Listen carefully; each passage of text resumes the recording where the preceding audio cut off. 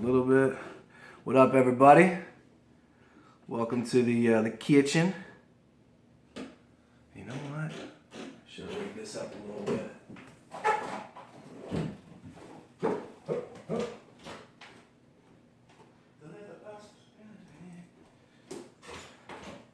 Over there. Boom.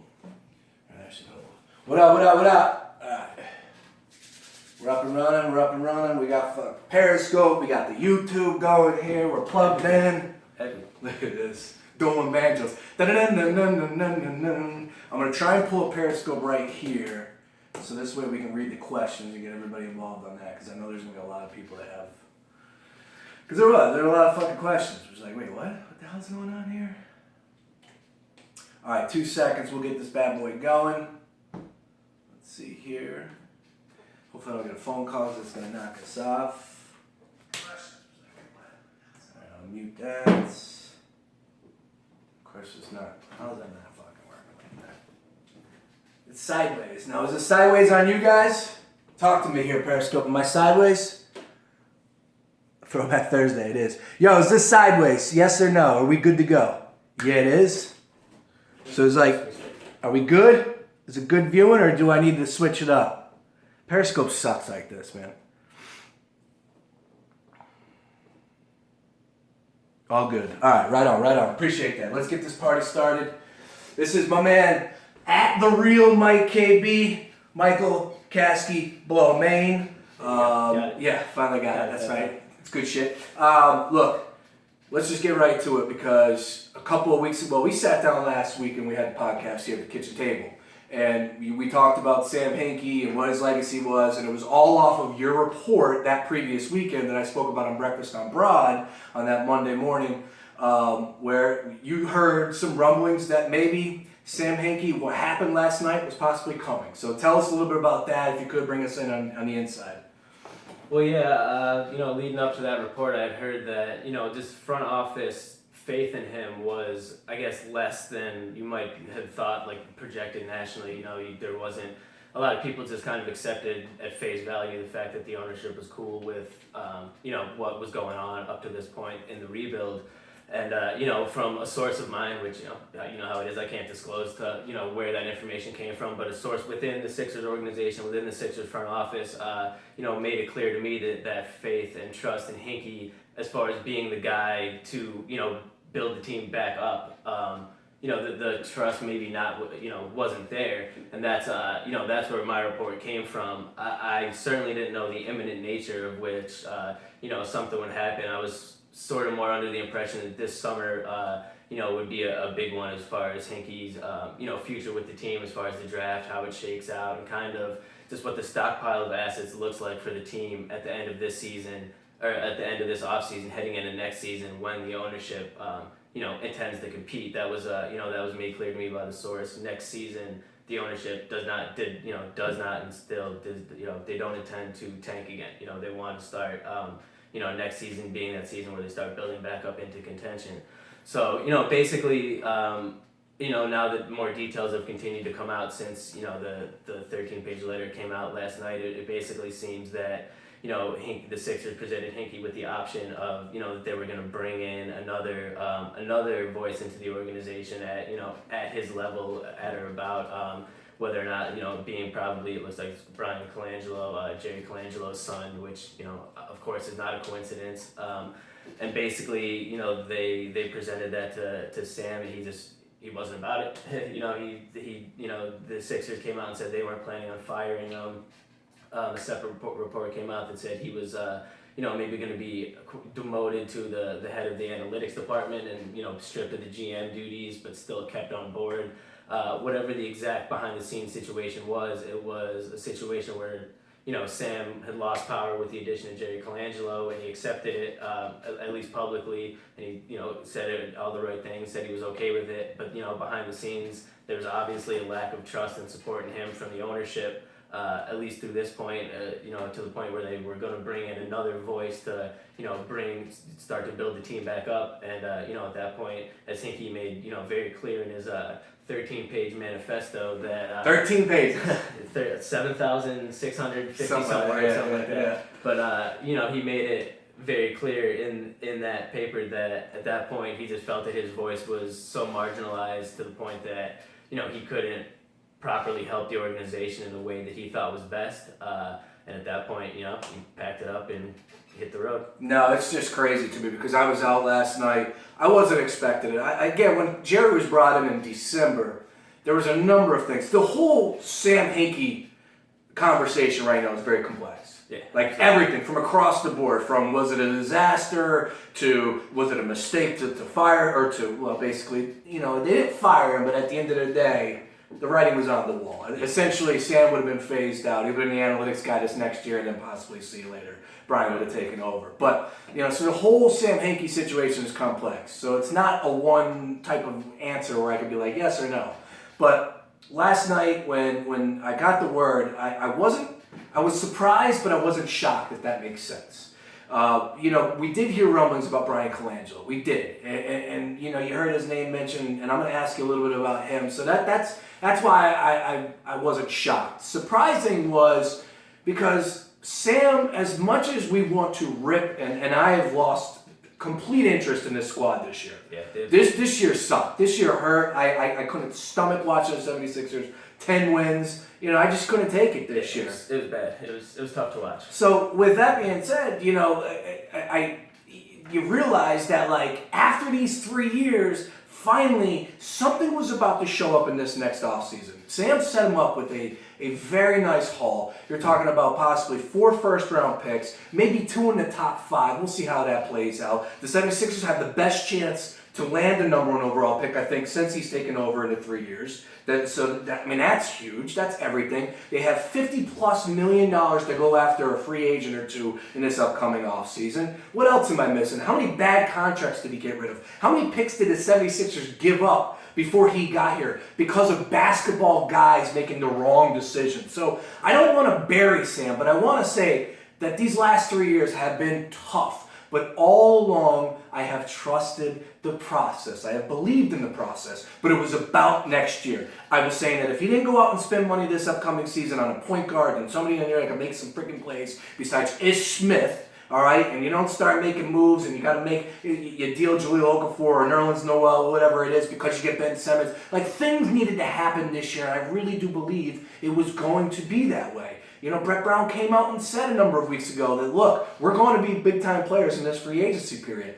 I wanted Sam Hinkie involved in that. I did. It's clear that the 76ers believed in the process up until this point. I think that perception is reality when you start talking about Sam Hinkie and the way he was viewed across the league from free agents, from coaches, from agents themselves. Everybody across the board that has to do with the NBA, they looked at Sam Hinkie a different way than they would look at the Colangelo. So I realized why the ownership did it, but I felt like Sam deserved 1 more year. Yeah, absolutely. The fact that he's not even going to be here to see out the 16 draft, that he orchestrated, he set the foundation for the potential 4 first-round picks, as you mentioned. That's all based off his work. He set that up, and I do think it's unfortunate that he's not, even going to be there to put in any sort of input as to where those picks go, how they're used in conjunction with the players that are already on the roster, and what, that could potentially lead to build the team up moving forward. That, I absolutely agree there. It's just, it's definitely a tough situation because Sam did, what he said that he was going to cut, what he came in to do, what he set out to do, he's done. Yep. One way to look at it is if the Sixers are, a house, on a piece of property, you kind of look at it, they hired Sam as a demolition guy, and he came in and he did a hell of a job. But, the organization, I guess, for, whatever reasons, they have their reasons, don't necessarily trust that demolition guy is the same guy that's going to be the contractor that's going to build the house back up.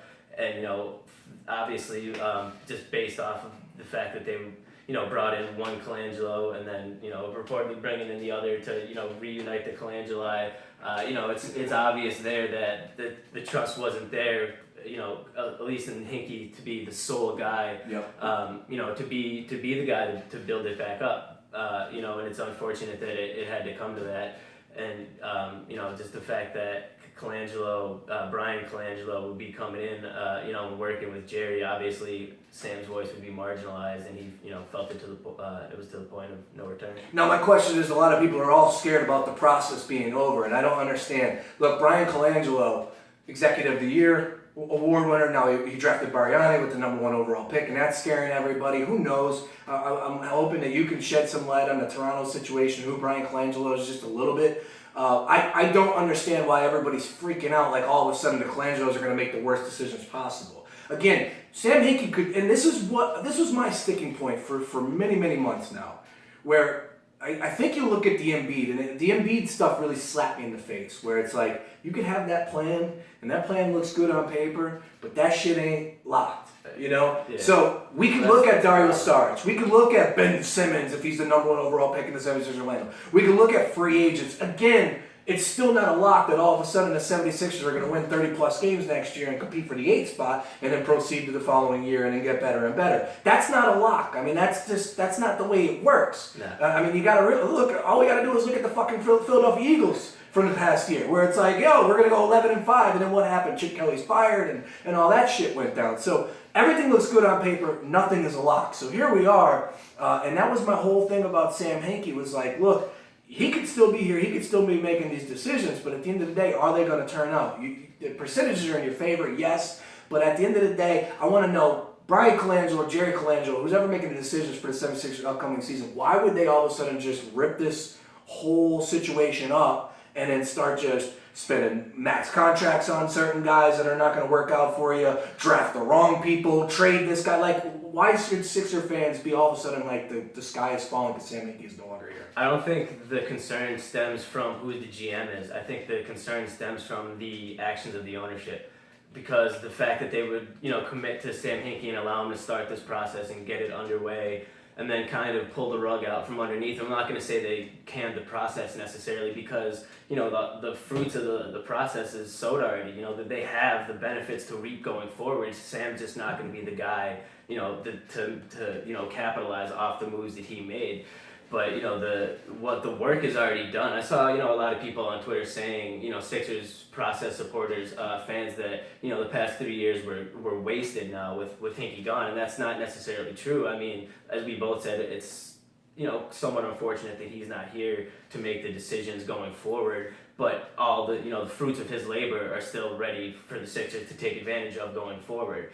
And now, that circles back to your question of, now that it's the Colangelos that are going to be making those decisions, where does the concern come from? I think mainly it's just that, Brian Colangelo, personally, I didn't have a huge distaste for him. It's definitely kind of interesting, or if you want to even say sketchy, how he's kind of backing into this position now. That's a whole other topic that I don't know if we're going to, maybe we could get into. But the fact, now you have to wonder that if, Jerry Colangelo took this job in the first place solely to bring his son back into a GM position in the NBA, but he had both success and failure. Neither of them obviously have ever won a title, but I just think the concern is more now the fact that the pressure would be coming from ownership to the Colangelos to make this team at least competitive in the short term, to appease the media or the market holders or the ticket buyers or whatever. Which is business. That's how it works. Which is business. But if that's the case, then it was, I guess you could say, it was naive of so many Hinkie supporters to assume that ownership would have the gall to go through with the plan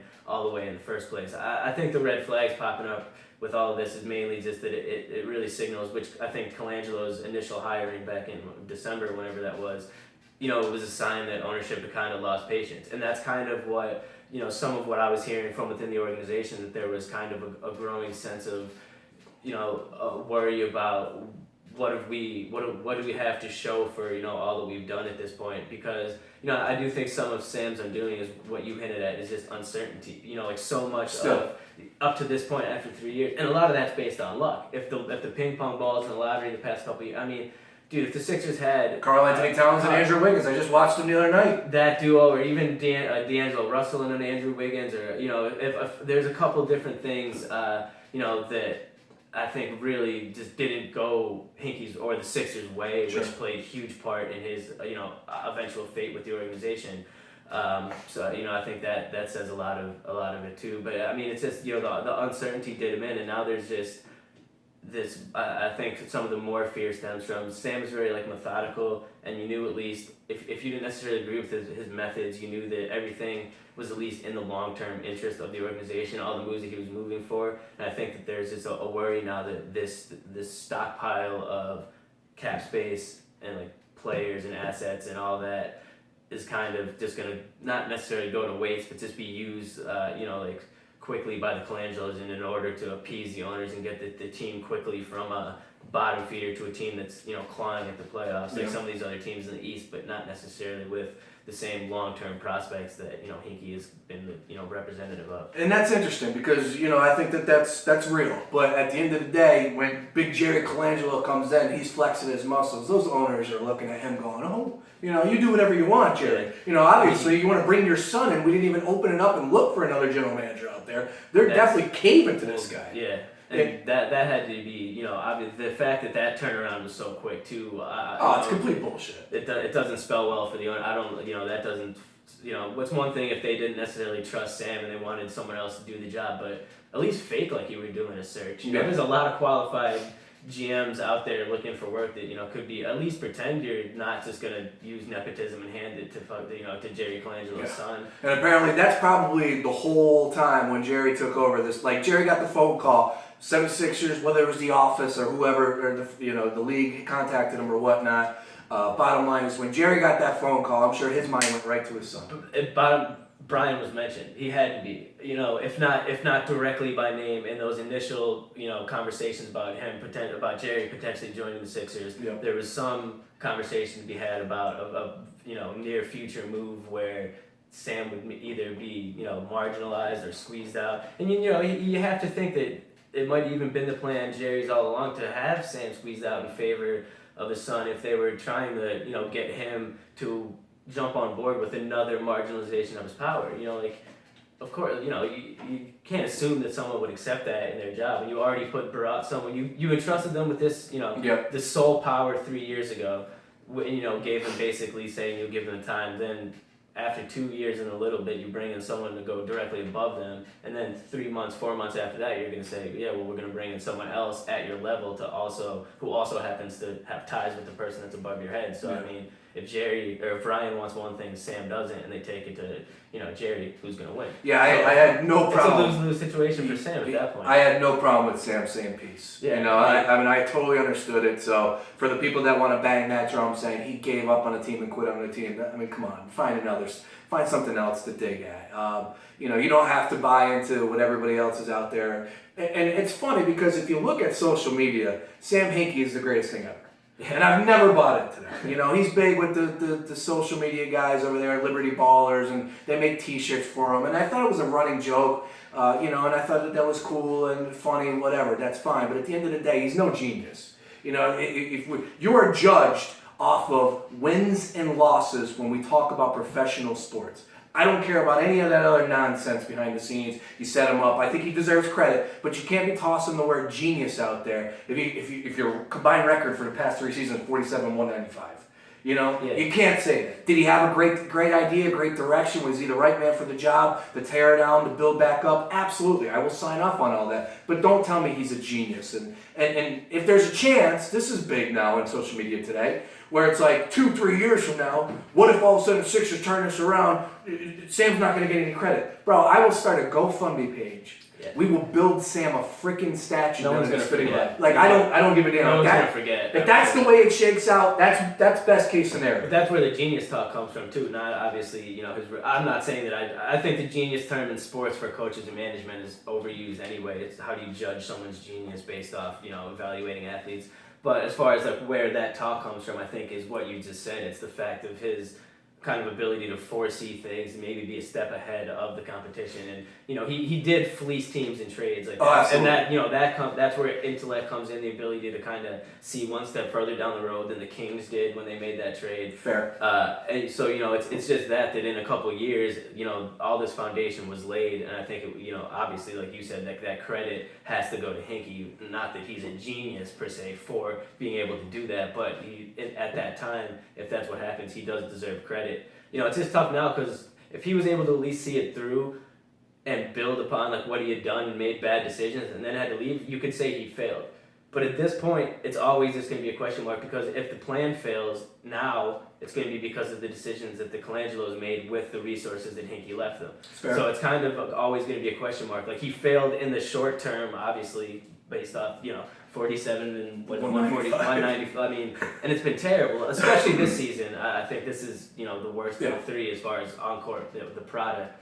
But the future, it's there. It's just now a question of is it ever going to be capitalized on to the right manner, and we'll never know what Sam would have done with that space as opposed to what Brian Colangelo is going to do. Yeah, and I don't know if I got I think there's a lot of people out there that saying they have more confidence in Sam than Jerry or Brian pulling the trigger in these upcoming, deals or drafts or whatever it is, this upcoming offseason. Let's put it that way, because it's a combine. But let's just throw this at you, and this is for all my people out there that feel the lottery is rigged. If you feel like the lottery is rigged, this is the move for you. Yeah, that's true. Get the bad karma out the way. If you think the lottery's rigged, if Adam Silver's freezing envelopes and passing them off underneath, and that's their own fault. They got to open that up. I said you got to show the camera crew. You got to show how it's done. The NBA draft. At this point in time, strap a GoPro on somebody's head. Let's see how this works, because I've had enough of the whole rig. Conspiracy. It's been years. I mean, you're talking about the Patrick Ewing. Yeah, all before I was even born. Yeah. I was born hearing about NBA draft conspiracy theories. And it's still going on to this day, and it's unfortunate because then people are like, "Well, the Lakers get the number one overall pick." Well, what happened last year? Well, you saw, was it Shaq? Shaq had said that when the Sixers the league's going to give the Sixers the first pick this year coming up. With Sam Hinkie, I think we all have to agree with that. Yeah. Now, with no Sam Hinkie, now you got the Colangelos. We have to agree with it if we agreed that there was something going on. And I don't. I'm not it's big business. It's not fair. I mean, the thing is, Philly's a huge market too. Top 5 in the NBA market. So if the NBA was rigged, wouldn't they want some talent to come to Philly so they could again start with that bringing in money and coming back? Which goes back to the reason why they interfered with how things were going here and introduced Jerry Colangelo to the 76ers ownership. We know that's exactly how it played out. We know that there was some uncomfortableness happening inside that front office with the way things were looking, especially after the way this thing started this year. So here we are, year 3. And again, it goes back to big business. You're talking about money controls all. I love the 76er fans. I love the people that think Sam Hinkie was the greatest thing in the world. But bottom line, don't ever forget it's a business. And we're talking about $810 to $1,600 seats. There's 146 courtside seats that go from that price range that need to be filled for 41 games a year, all right? And if you're not going to show me some sort of positive product out there, and whether or not I believe in what's happening behind the scenes with Joel Embiid and all these draft picks coming over, the fact is I just went through 3 years of complete nonsense garbage happening on that court. And now I'm looking at year 4 and I'm going, I don't know. I need a little something. I need a little change. That's where it comes from. It stems from big business. A lot of money being talked about when you're talking about those ticket prices. $810 to $1,600. Courtside seats need to be filled 41 games a year. I mean, you do the math. Well, that's the thing. I mean, to assume that the ownership was going to be able to, it's one thing to sign off on something on paper. If Sam comes in with this plan and lays out, this step here, this is how you become a contender, but it's going to take 3, 4, 5 years and we're going to suck in the meantime. It's one thing for Josh Harris to be like, oh yeah, sure thing. Yeah. But after 2.5 years of it with, who knows how much negative feedback and from where it was coming. Obviously the national media and obviously the fan base, but I mean, we're talking about potential investors, business partners, other owners across the league that could, with stuff that we probably never even hear about as far as negative feedback coming to the ownership of the Sixers. And, it's tough to expect an ownership group to be able to, just to put up with that for so long. It's pretty evident that Josh Harrison, they couldn't. After this season, I don't think that this was necessarily their plan. Heading into this season, I think that the way this season started was, just way rougher than anyone. Hinkie, the ownership, and us media, anyone. I think. It ended up being tougher than anyone expected. Another 0-17 start, 1-30 after 30 games, and I think that. At that point, the ownership group or the people in the front office are really, and looking around at what else is coming in and being like, man, like, I don't know. Yeah. And that's where I think the trust started to waver in Sam. A month later, Jerry comes in, the writing's on the wall, and everything goes from there. Things happen. Let's touch on this, and let's do this a little quick because I want to keep it about 30 minutes long, so we're fast approaching that here. The 13-page manifesto. I mean, there are so many things you can look at. I read it once, right in the beginning, and it was late, and I was just like, what the hell is going on? It took a long time, and that was one of the things like that I was grateful for everyone that, like, okay, so I start looking at what everybody else is saying, I'm like, okay, that's interesting. The thing that I wasn't picking up on immediately was this was a letter, 13-page manifesto or resignation letter, whatever you want to say, to the 12 owners. Right. So that's why the vocab was a little out there. Yeah, it wasn't meant for large mass consumption. It wasn't even meant for media consumption, although he probably knew it was going to leak out. But yeah, the original intention was just for the 12, 13 ownership members of the Sixers. So he was speaking on their level, and I can appreciate notice how quickly that got out too. It'd take an hour from when ESPN reported that, like the excerpts of it for them to have the full transcript. Yeah. I mean, somebody on the Sixers let that. We were texting each other last night. I'm like, dude. And it didn't take long. 20 minutes later, it pops out up full ESPN full transcript. And, that's I don't want to say like a slimy move or anything like that, but it's just it's how it works. Yeah, it's interesting how quickly. I apologize, I'm a little under the weather. But what was some of your favorite parts, man? Because look, like I said, just my initial reaction was like, Sam, what the hell is going on here? Like this is self-serving. Like, dude, again, my mind goes back to that total record or overall record.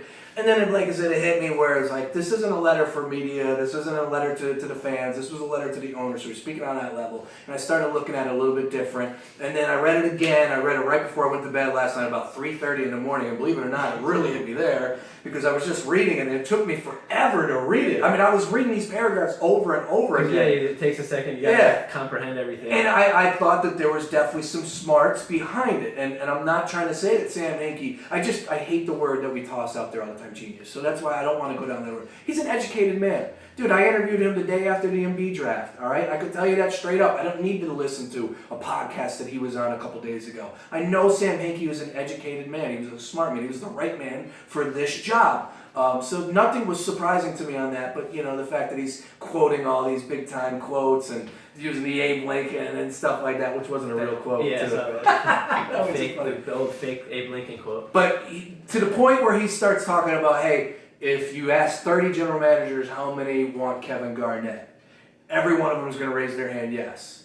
But Danny Ainge was the only one that was thinking about it 4 years before that, And that lets you, pull back the curtain on the way Sam Hinkie was actually thinking, and that's what tells me more and more that he was the right man for this job. That's why I go back to it's a complex answer, man. It's not as easy to say it was the wrong move or the right move. I just understand how it works when it comes to professional sports. And at this point in time, he had 3 years with Sam Hinkie. He did everything he can do, and he set this squad up right now with assets, cap space, and draft picks. I mean, like I said, they got the best opportunity to get the number 1 overall pick, and that's what it's all about right now. But when you talk about in the upcoming step, that next step in the process, then you got to look at, okay, perception is reality across the league. Sam Hinkie needs to go. Now we got the Colangelo. So I totally understood that. But back to the letter, the 13 pages, man. I mean, some of your favorite parts. That was one, and the Embiid stuff. The Embiid where it was like it was the right move, but it was the wrong move, or it was the wrong. You could be wrong for the right reasons. Yeah. That's what it was. I love that. Loved it.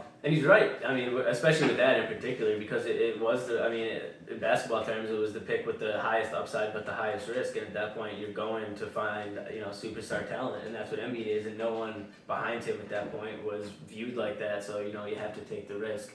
But I mean, as far as the letter, at very first, it did come off as, the very beginning, not necessarily self-serving, but it's almost like he was going out of his way to be, complex or Yeah. a little bit deeper than necessary with some of the quotes, even though I understood them. And Warren Buffett, back-to-back Warren Buffett quotes. Yeah, right out. I'm like, come on, man. The fake Abe Lincoln quote, the Warren Buffett quote. He starts it off with who's he quote right at the beginning? I forget.